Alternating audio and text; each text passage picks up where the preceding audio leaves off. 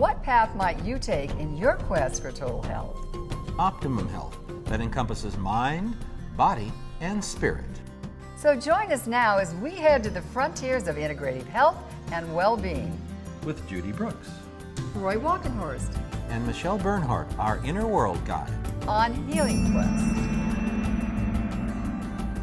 Hi, thanks so much for joining us today. Let's face it, it's a busy world out there with lots of distractions. But what if we could actually train our brains to really focus on the things we need to? This seems like a particular domain where training people to attend differently could provide incredible benefits. We'll join 4 scientists as they work to piece together a puzzle with 100 trillion parts. You could say that this is perhaps, one of, if not the greatest remaining challenge in science. And while you may not be surprised when our nutrition expert tells us fish is good brain food, you may be surprised when he says why. Brain cells are very complicated, and they need a whole variety of fats, both saturated and unsaturated.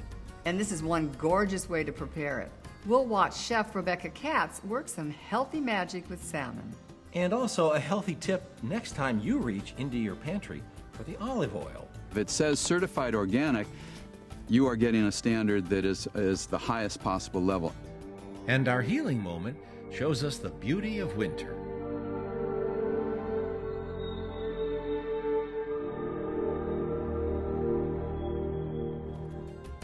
Let's get started. We have some great insights to share with you today on our journey to better health on Healing Quest.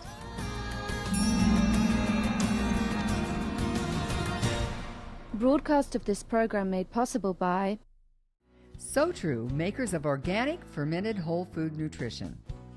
All So True products are non-GMO, gluten and soy free, and fermented to help unlock the full potency of each ingredient. More information is available at SoTrue.com. So True, whole food nutrition designed for your best self.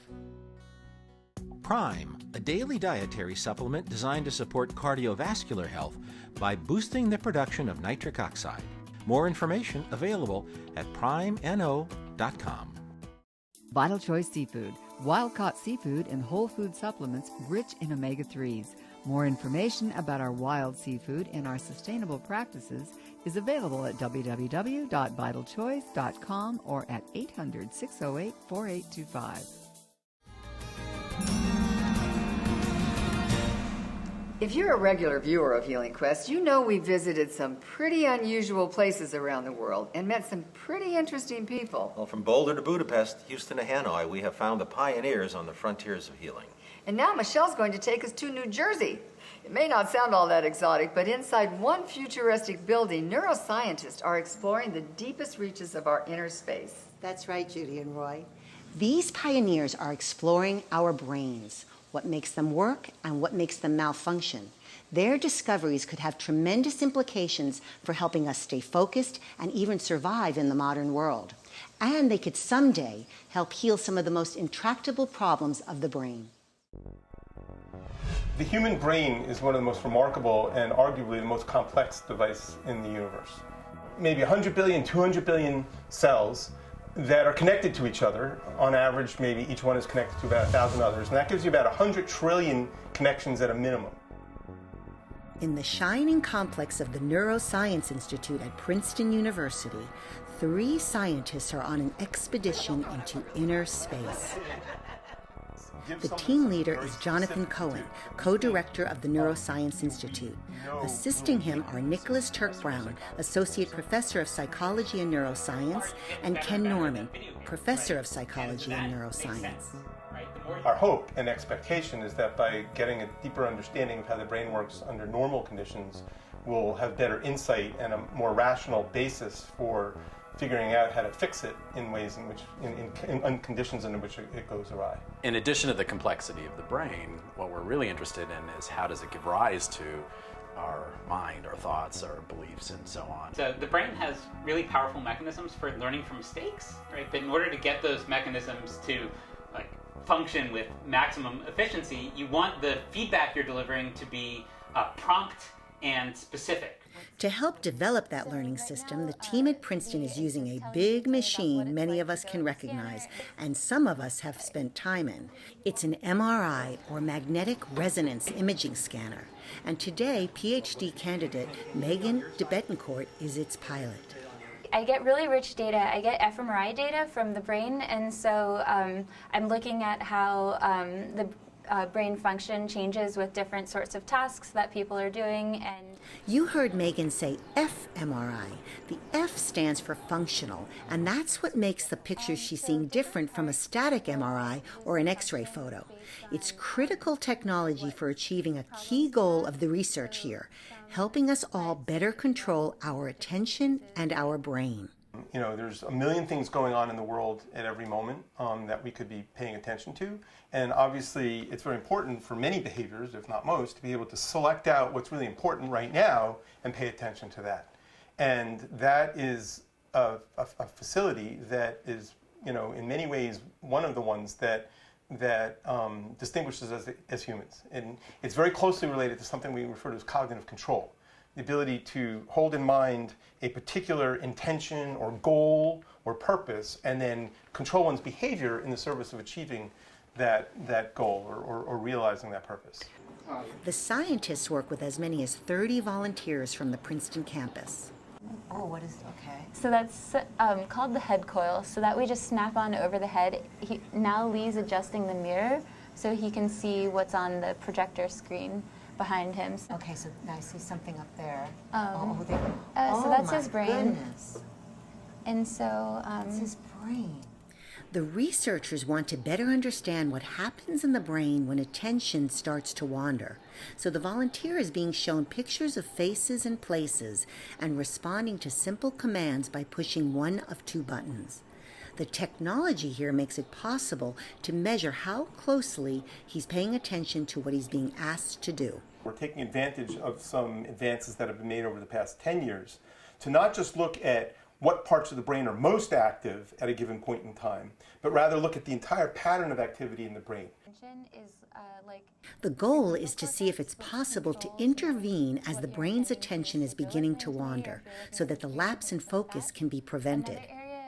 And the other thing we did is we got that working at a speed that allowed us to get the information about what the brain was doing and decide what it was doing fast enough to be able to give it back to the person so that it was useful as feedback. So the blue part there is the temporal lobe. So that's one of the lobes in the brain that we're studying, and it has a lot of different parts to it, but some parts are important for vision, and some parts are also really important for memory, and some parts both. They're very important for attention, what we've been studying in this project. And then in red, I've highlighted just a slightly more specific area that's really important for looking at these pictures of faces and places. The objective is to create tools and techniques to improve cognitive control and help avoid lapses in attention that have negative, even dangerous consequences.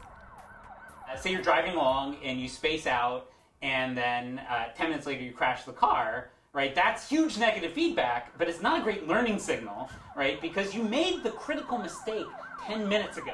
And so one way of thinking about the kind of work we're doing here is we want to give you feedback that you messed up the moment you did it, right? And in order to do that, we need to actually look in your brain and decode the signals that are causing you to pay attention, right? And monitor them and notice the moment when they lapse, right? And at that moment, tell you, exactly what you're doing wrong. The research could hold great promise in dealing with common and serious disorders of the mind. There are particular cases where people are really unable to control their attention in psychological disorders. Depression is a perfect example of this. One of the main symptoms of depression is what's known as the negative attentional bias. You're in a bad mood and you're focusing on bad things, that worsens your mood, which makes you focus on bad things more and downward spiral into major depression. And so this seems like a particular domain where training people to attend differently could provide incredible benefits. And that's been the focus of a lot of The Princeton team is also working to use their research to help control depression.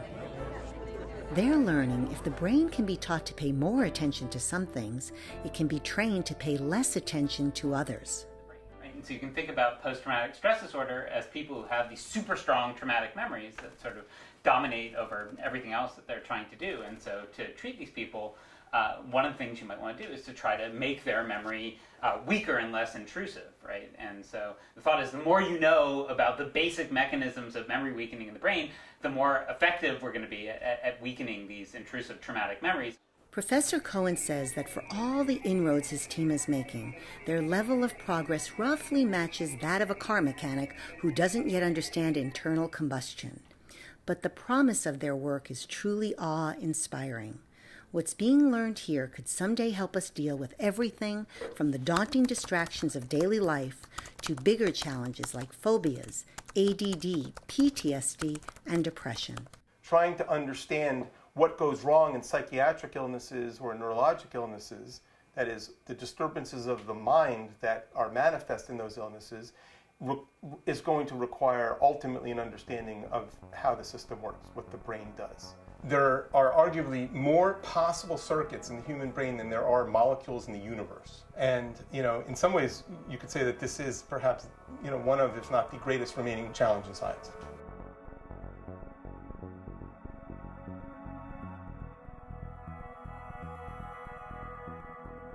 One big impact this story had on me was being reminded about how powerful the brain is in dealing with the mistakes we make.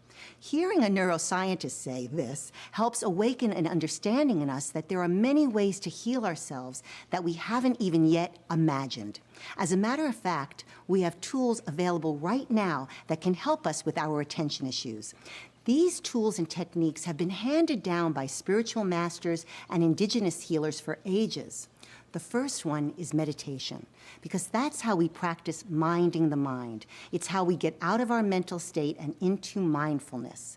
The second one is conscious awareness. That's based on the awareness that in every moment we have the opportunity to guide our mind in the direction we would like. It's like we take back the steering wheel so we can guide ourselves in the right direction. And the third technique is making 1 and 2, meditation and conscious awareness, daily rituals. Those two things enable us to replace old patterns and create fresh neural pathways. Thanks, Michelle. That's great advice. And coming up next, more great advice, this time on the best in brain food. And you want the smaller fishes like salmon, not the big, huge fishes like swordfish and tuna, as delicious as those things are. They accumulate mercury. The bigger the fish and the higher on the food chain, the more it accumulates mercury. You want it to be nice and kind of like reddish pink in the middle. And that's your cue that your salmon is ready to be taken out of the oven. And some expert insight on why you need to be careful when it comes to buying olive oil. All that, plus a journey into one of the world's most spectacular natural wonders, still to come on this edition of Healing Quest.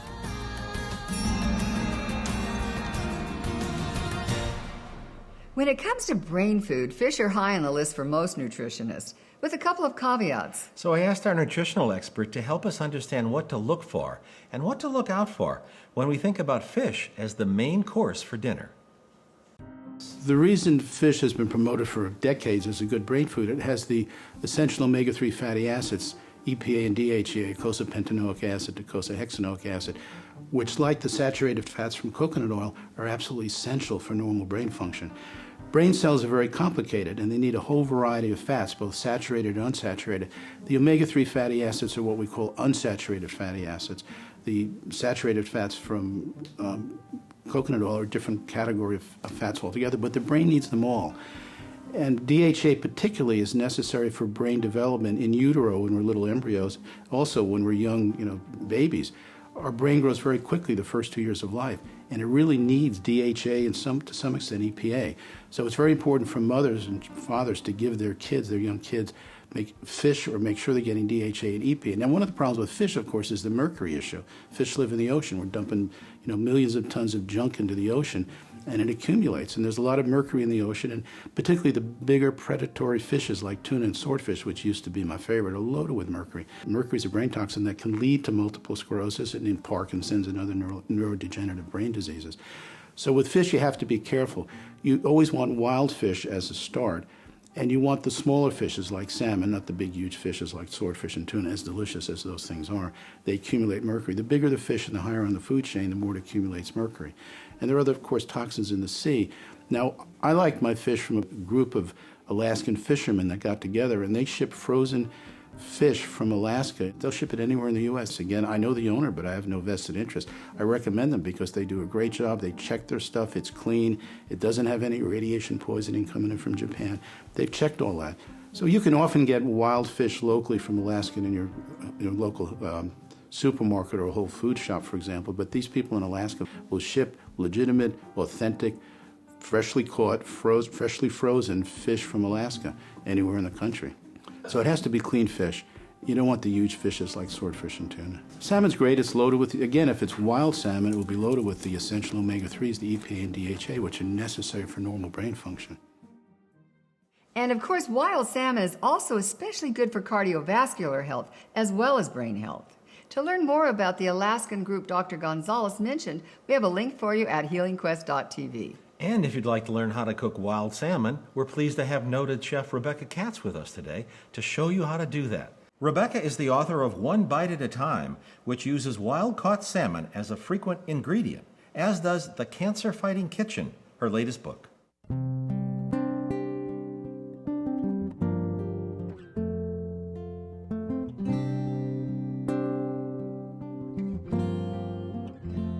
So today, I'm taking this piece of salmon and I'm going a little Asian with it.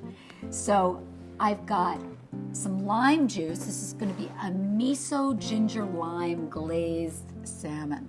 So I've got some lime juice here, and I've got a little bit of sesame oil, just a little bit of toasted sesame oil here. And I have some white miso, and I love using miso in fish. Miso has that umami flavor. It's that savory, what is it that tastes so good flavor to it. And I'm going to add that to my bowl. And I'm using some sweet rice wine called mirin. And if you don't have mirin, you could use just a little bit of organic grade B maple syrup, okay? This makes this a little sweet and sour. And I'm just gonna take my whisk and I'm just breaking this miso up a little bit. So I'm just whisking it till I get all the lumps out, which I've done. And now here's one of my secret little kitchen tricks. I love this. So here's my ginger. I've just cut it like that. And this is my little handy dandy microplaner, which I love. I use it for everything. I use it for zesting. So I'm taking my ginger and I'm just rubbing it against the microplane. And look what's happened. It's right there. Tap, tap, in my bowl. How easy is that? Another little whisk. And now I'm just gonna pour the miso ginger glaze over my salmon, and I'm going to put it in the oven at 400 degrees for 4 to 5 minutes. This is not the time to go like zoom out, walk your dog, come back. You know, this isn't like braising. This is like a fast roasted salmon. So pay attention. I'm going to put it in the oven.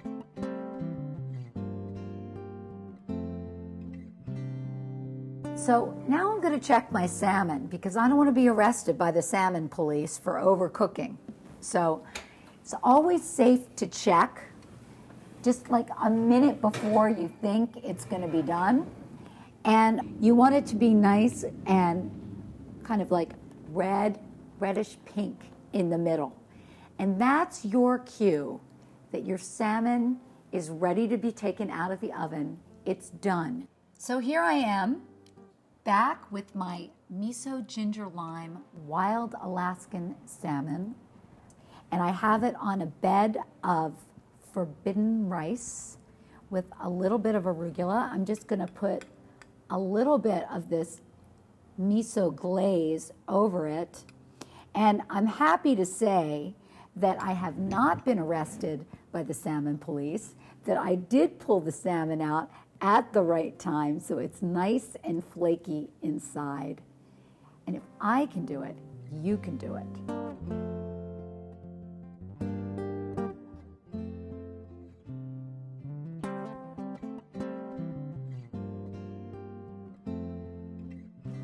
Okay, so this delicious dish is good for our brain and good for our heart, and now we have new research that says omega-3s in wild salmon can help prevent premature aging. Sounds like a superfood to me.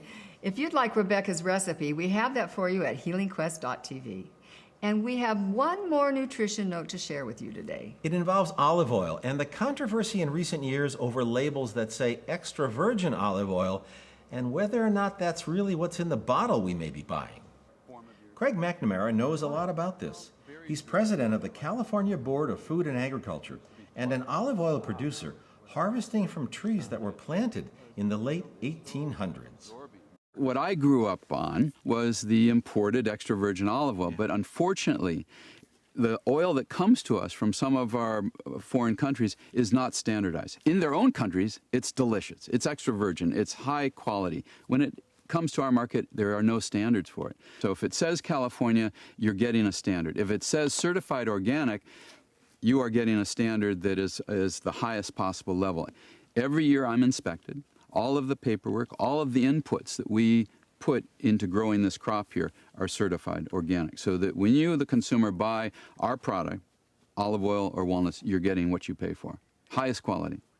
So once again, looking at that label on the bottle and knowing what you're looking for can be well worth your while.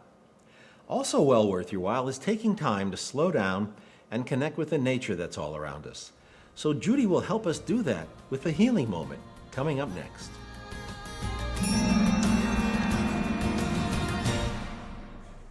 There's a place in the United States whose sheer beauty draws millions of people every year to walk the trails, to breathe in the air, and to just take in the magnificent landscape. But relatively few get to see it when it's really at its most awe-inspiring.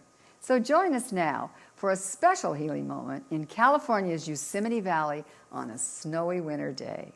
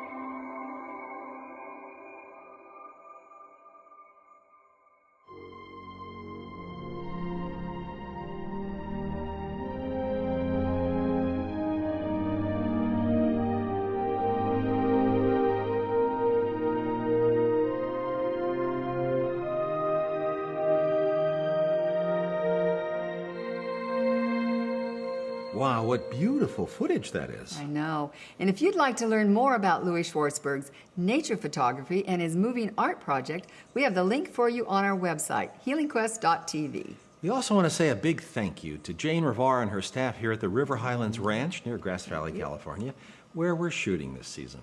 And thanks to all of you for watching.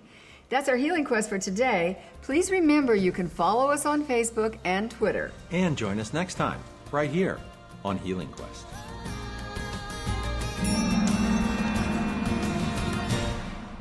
On our next Healing Quest, have you noticed in many of our homes something is multiplying with no signs of slowing down?